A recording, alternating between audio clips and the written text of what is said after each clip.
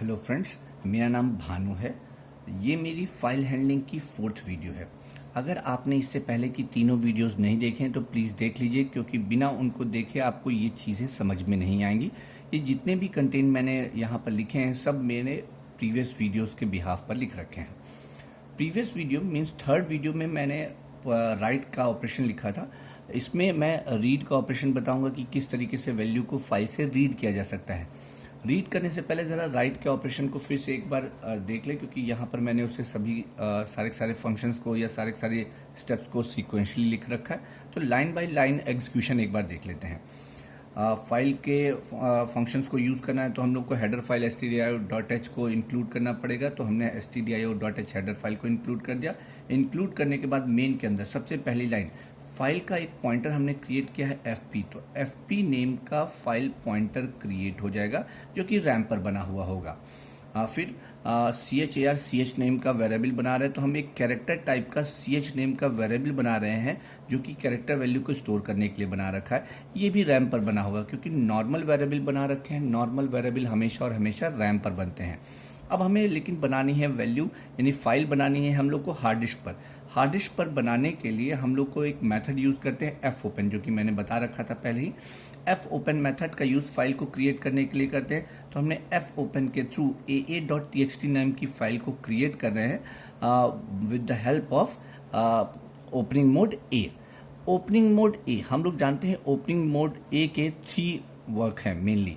First work ये check करता है मेमोरी में, मीन्स हार्ड डिस्क में, कि aa.txt नेम की फाइल बनी हुई है कि नहीं। अगर aa.txt नेम की फाइल मेमोरी में नहीं बनी होगी तो सबसे पहले वो aa.txt नेम की फाइल मेमोरी में क्रिएट करेगा। सपोज ये 1000 लोकेशन पे क्रिएट हो रही है, तो ये हार्ड डिस्क में उसे क्रिएट करेगा स्पेसिफाइड लोकेशन पे। क्रिएट करने के बाद अपेंड मोड सेकंड चीज़ क्या करता है, सेकंड टास्क है इसका, कि राइट करने के लिए पॉइंटर को स्टार्टिंग पे छोड़ देता है। स्टार्टिंग पे नहीं, एंड पे छोड़ देता है। तो एंड पर छोड़ता है। यहाँ पे फाइल में तो हम लोग ने कुछ लिख नहीं रखा है, तो स्टार्ट और एंड दोनों इसका यही पोजीशन होगी। तो एंड पोजीशन पे छोड़ देता है, तो यहाँ पर पॉइंटर को ये छोड़ देगा। अब fopen में ए का सारा टास्क कंप्लीट हो गया, तो पूरी फाइल बन गई है। अब fopen मेथड की बारी आती है। fopen मेथड जिस फाइल को ओपन किया गया है, उसका रेफरेंस रिटर्न करता है या उसका एड्रेस रिटर्न करता है। तो ये fopen मेथड फाइल को ओपन करने के बाद इसका एड्रेस रिटर्न करेगा, जो कि fp नेम के वेरिएबल में जा करके स्टोर हो जाएगा। अब fp नेम का आपका फाइल का पॉइंटर या aa.txt नाम की फाइल खुल चुकी है, जिसका रेफरेंस हमारे पास fp के पास पड़ा हुआ है। नेक्स्ट लाइन हम लोग का लूप आ गया। लूप में ch equal get char function का यूज 1 by 1 कैरेक्टर को कीबोर्ड से लेने के लिए होता है। तो ये स्टैंडर्ड इनपुट यानी स्टैंडर्ड कीबोर्ड से वैल्यू को लेगा एक बार में एक कैरेक्टर को, और उसे ch वेरिएबल में स्टोर कर देगा। तो सपोज फर्स्ट टाइम जब हमारा पॉइंटर यहाँ पे आया तो हमने एक वैल्यू दी r वैल्यू को अगर हमने गेट char के थ्रू दी है तो r वैल्यू जाकर के ch में स्टोर हो जाएगी। ch की वैल्यू है इस समय r। नेक्स्ट फंक्शन है fputc। फाइल में पुट करना चाहते हैं कैरेक्टर को, किस कैरेक्टर को, ch कैरेक्टर को। ch में क्या लिखा है, r। तो r कैरेक्टर को fp वाली फाइल में, r कैरेक्टर को fp वाली फाइल में लिखना चाहते हैं। fp वाली फाइल कौन सी है, ये वाली। तो r कैरेक्टर को fp वाली फाइल में लिखना चाहते हैं, तो जहां पर भी पॉइंटर होगा उस जगह पर r कैरेक्टर को लिख देगा। पॉइंटर अब दूसरी पोजीशन पे है। अब कंडीशन चेक होगी, वाइल ch की वैल्यू है r। तो ch की वैल्यू यानी r not equal to x, condition true, r not equal to x। अगर कंडीशन ट्रू है तो वापस ये लाइंस एग्जीक्यूट होंगी, मीन्स अगेन गेट char एक वैल्यू कीबोर्ड से इनपुट करेगा। सपोज इस बार हम लोग ने दे दिया o, तो ये अब o वैल्यू को स्टोर करेगा ch वेरिएबल में। ch की वैल्यू हो गई o। fputc फाइल में पुट कर देगा कैरेक्टर को, किस कैरेक्टर को, इस o कैरेक्टर को, किस वाली फाइल में, fp वाली फाइल में। तो fp वाली फाइल में ch कैरेक्टर को यानी o कैरेक्टर को पुट कर देगा। तो o अब यहाँ पे आ गया पॉइंटर इस पोजीशन पे। नाउ फिर से ये कंडीशन चेक होगी, वाइल ch की वैल्यू यानी o not equal to x, condition true.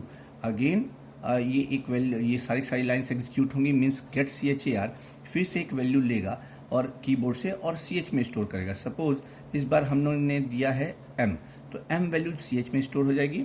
fputc file में पुट कर देगा m कैरेक्टर को, पुट करने के बाद कंडीशन चेक होगी, कंडीशन फिर से ट्रू, फिर से सारी स्टेटमेंट्स एग्जीक्यूट होंगी, मीन्स फिर से गेट CHR एक वैल्यू कीबोर्ड से लेगा। सपोज इस बार हम लोग ने दे दिया है x, CH की वैल्यू हो गई x, फाइल में पुट कर देगा करेक्टर को, किसको, x, CH कैरेक्टर को, CH में क्या है x, तो x को फाइल में पुट कर देगा, FP वाली फाइल में पुट कर देगा। पुट करने के बाद फिर से कंडीशन चेक होगी, x CH की value means x not equal to x, condition false, x CH में वैल्यू x पड़ी है जो कि इक्वल है x के, यानी कंडीशन फॉल्स हो जाएगी। फॉल्स होगी तो कंडीशन यानी लूप से पॉइंटर बाहर आ जाएगा। बाहर आने के बाद f क्लोज मेथड फाइल को क्लोज कर देगा, जो फाइल खुली हुई है उसे क्लोज कर देगा।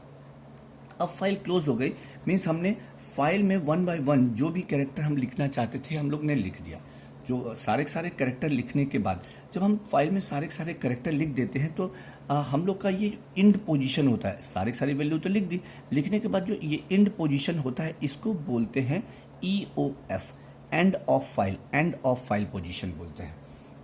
अब देखें हम लोग करना क्या चाहते हैं कि अब हम लोग तो फाइल में हमने सारे कैरेक्टर्स लिख दिए हैं। कैरेक्टर्स लिखने के बाद अब हम क्या करना चाहते हैं, 1 बाय 1 इन कैरेक्टर्स को फाइल से रीड करना चाहते हैं, और रीड करने के बाद हम लोग इन सारे कैरेक्टर्स को कंसोल पे प्रिंट कराना चाहते हैं। 1 बाय 1 कैरेक्टर को रीड करके कंसोल पे प्रिंट कराना चाहते हैं। तो कंसोल पे प्रिंट कराने के लिए क्या करना पड़ेगा, फाइल से वैल्यू को गेट करना पड़ेगा, कंसोल पे प्रिंट कराना पड़ेगा। तो फाइल से वैल्यू को गेट करने के लिए हम लोग एक फंक्शन यूज करते हैं fgetc फंक्शन। अब जान ले fgetc के बारे में। fgetc फंक्शन फाइल से गेट करने के लिए कैरेक्टर को fgetc मेथड का यूज होता है। ये एक बार में एक कैरेक्टर को फाइल से गेट करता है। फाइल से गेट करने के बाद जो कैरेक्टर फाइल से इसने गेट किया है वही कैरेक्टर हम लोग को रिटर्न करता है। मीन्स इसको एग्जाम्पल में देख ले, हमने लिखा है fgetc, फाइल से गेट करेगा कैरेक्टर को किस फाइल से गेट करेगा, उस फाइल का पॉइंटर यहाँ पर मेंशन करते हैं। तो यहाँ पर फाइल का पॉइंटर लिखा जाता है। तो फाइल से गेट करेगा कैरेक्टर को किस फाइल से, FP वाली फाइल से। तो ये फाइल अब हम लोग को पहले खोलनी पड़ेगी क्योंकि ये तो फाइल बंद है। तो इस फाइल को सबसे पहले, जब ये फाइल क्लोज हो गई थी तो रीड करने के लिए इस फाइल को हम लोग को ओपन करना पड़ेगा। तो पहले हम लोग ने फाइल को ओपन किया, FP = fopen aa.txt को रीड मोड पे पहले ओपन कर लेते हैं। get.txt को यूज करने से पहले हम लोग फाइल को ओपन कर लेते हैं। जब हम इस फाइल को ओपन करेंगे तो R मोड के काम होते हैं 2। पहला काम ये किसी भी फाइल को रीड करने के लिए, पहला टास्क रीड करने के लिए फाइल को ओपन करता है और पॉइंटर को स्टार्टिंग पोजीशन पे छोड़ देता है, फाइल की स्टार्टिंग पोजीशन पे छोड़ देता है। तो अगर हमने फाइल को R मोड पे ओपन किया है तो ये फाइल को ओपन करेगा। ओपन करने के बाद रीड करने के लिए पॉइंटर को स्टार्टिंग पोजीशन पे यानी R की पोजीशन पे छोड़ देगा, और छोड़ने के बाद fopen मेथड जिस फाइल को ओपन किया उसका एड्रेस FP वाली फाइल में यानी FP वाले पॉइंटर में वापस स्टोर कर देगा, यानी ये फाइल फिर से खुल गई और इसका रेफरेंस FP के पास पड़ा हुआ है। लेकिन अब ये फाइल किस मोड पे खुली है, तो रीड मोड पे, मीन्स अब हम इससे वैल्यू को रीड कर सकते हैं। तो रीड करने के लिए हमने बताया किस मेथड का यूज करते हैं, fgetc मेथड का। fgetc मेथड फाइल पॉइंटर से, अब फाइल पॉइंटर यानी कौन सा, FP यानी 1000 वाली फाइल, 1000 वाली फाइल से गेट करेगा कैरेक्टर को।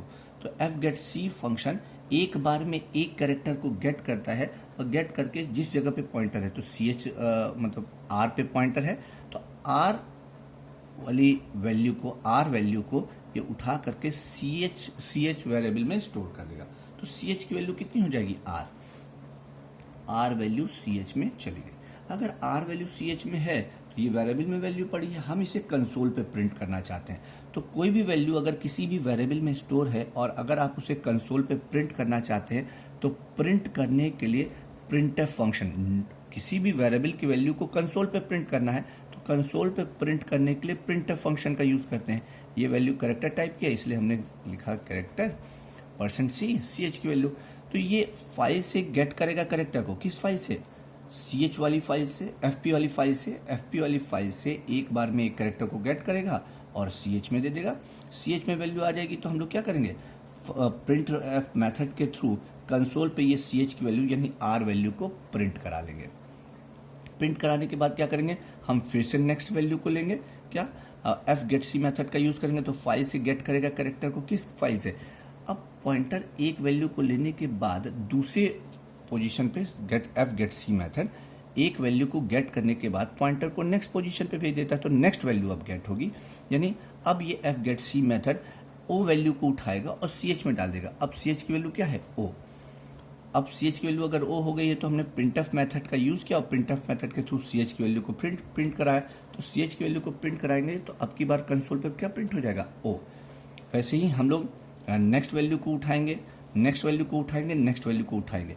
ये वैल्यू हम लोग बार बार उठाएंगे और ये कब तक उठाते रहेंगे? जब तक फाइल हमारी एंड ना हो जाए। तो अगर हमें इस फाइल को बार बार इस कंटेंट को उठाना है तो कंटेंट को उठाने के लिए हम लोग हमें पता है एंड पोजीशन को कैसे बताते हैं हम लोग EOF कीवर्ड के थ्रू। तो हम लोग इस चीज़ को काम को बार बार करना है, इसलिए हम लोग इसको लूप में लिख सकते हैं। तो हमने लिखा CH equal F get C FP। FP से एक एक करके कैरेक्टर को लो, CH में डालो। CH में आया R, तो R आया, इसको चेक कर लें कि ये कहीं नॉट इक्वल टू EOF। जब तक एंड ऑफ फाइल ना हो जाए तब तक ये काम होता रहे। इसको हम लोग लूप में लिख देंगे। अगर हम लोग ने लूप में लिख दिया तो होगा क्या, जरा देख लें। वाइल लूप पे जब भी हमारा पॉइंटर आएगा तो CH equal F get C file से गेट करेगा कैरेक्टर को। किस फाइल से? FP वाली फाइल से गेट करेगा, यानी R को गेट करेगा। R को उठा करके CH में डाल देगा। CH में आ गए। अब CH में आ गए तो CH वैल्यू चेक होगी। CH में पड़ा हुआ है कितना? R चेक होगा। R not equal EOF, condition true. R जो है EOF के इक्वल एंड ऑफ फाइल नहीं है। एंड ऑफ फाइल नहीं है तो क्या होगा? ये प्रिंटफ फंक्शन चलेगा और प्रिंट कर देगा कैरेक्टर वैल्यू को जो कि CH में पड़ी हुई है। तो CH वैल्यू हम लोग की प्रिंट हो जाएगी, यानी R प्रिंट हो जाएगा। फिर लूप चलेगा, FP से नेक्स्ट कैरेक्टर को उठाएगा, मीन्स O को उठाएगा। O को चेक करेगा, O एंड ऑफ फाइल तो नहीं है तो फिर से प्रिंट होगी। फिर से नेक्स्ट कैरेक्टर यानी M को उठाएगा, फिर से X को उठाएगा, X को प्रिंट करेगा। फिर नेक्स्ट टाइम वैल्यू पॉइंटर पहुंच जाएगा एंड पे, तो एंड कैरेक्टर को, एंड का जो भी सिंबल होता है वो एंड कैरेक्टर को उठाएगा, चेक करेगा कि CH में अब लास्ट में एंड ऑफ कैरेक्टर यानी EOF पड़ा होगा, तो EOF not equal to EOF, condition false. Condition false हो जाएगी तो पॉइंटर जंप करके बाहर आ जाएगा। तो हम फाइल को क्लोज कर देंगे। मीन्स हम लोग 1 बाय 1 कैरेक्टर लेकर के यहाँ पे प्रिंट भी करा सकते हैं। तो इसी को हम लोग प्रोग्राम में लिख देते हैं। फाइल को रीड मोड पे ओपन किया। रीड मोड पे ओपन करने के बाद हमने लिखा क्या? एक लूप लगाया, while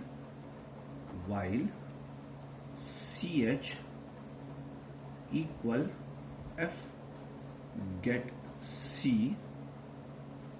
FP not equal EOF। End of file तक चलाएंगे और जो भी वैल्यू आएगी उसे प्रिंटफ के थ्रू %C का यूज करके हम लोग CH की वैल्यू को प्रिंट करा लेंगे। 1 बाय 1 ये कैरेक्टर प्रिंट होते जाएंगे। प्रिंट होने के बाद हम लोग F क्लोज मेथड का यूज करके फाइल को क्लोज कर देंगे। किस फाइल को? FP वाली फाइल को। तो ये पूरा का पूरा पोर्शन यहाँ से यहाँ तक हम लोग का फाइल को रीड करने के लिए, राइट करने के लिए, और यहाँ से यहाँ तक का पोर्शन फाइल से वैल्यू को रीड करने के लिए, जिसके लिए हम लोग F गेट C मेथड का यूज करते हैं। तो ये पूरा का पूरा फंक्शन 1 बाय 1 कैरेक्टर को राइट करने और 1 बाय 1 कैरेक्टर को रीड करने के लिए है। तो ये हमारा पूरा का पूरा फाइल हैंडलिंग में वैल्यू को रीड और राइट करने का प्रोग्राम है। बाकी की चीज़ें हम लोग नेक्स्ट वीडियो में देखेंगे, जिसमें हम लोग देखेंगे कि एक फाइल से मैटर को दूसरी फाइल में कैसे कॉपी किया जाता है। ये हम लोग नेक्स्ट वीडियो में देखेंगे। अभी के लिए थैंक यू।